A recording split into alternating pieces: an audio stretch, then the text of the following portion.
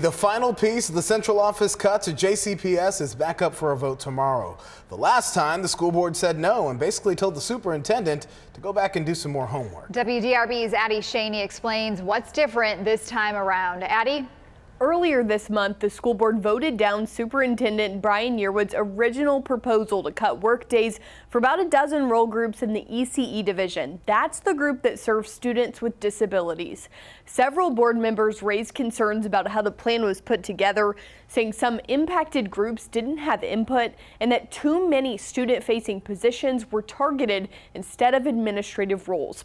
Others pushed back, arguing the board should trust the superintendent and his leadership team to make those decisions. The whole structure of the board is to rely on the recommendations that the superintendent makes. But our job is not to rubber stamp.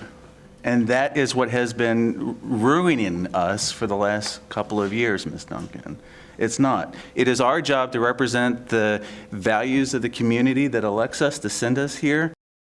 At that last board meeting, in the end, the board rejected the plan and sent it back, directing Dr. Yearwood to work with stakeholders.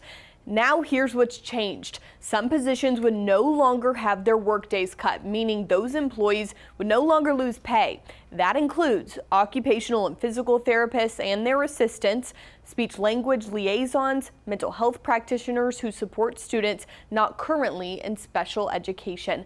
About 5 role groups would see reduced workdays, but not as many as originally proposed. Some changes remained the same in both proposals, including the elimination of the Chief of Exceptional Child Education and the Executive Administrator role. All of this comes as JCPS tries to close a $188 million budget shortfall. This is the final central office division awaiting board approval, so if this passes, it will give a much clearer picture of the district's overall cuts.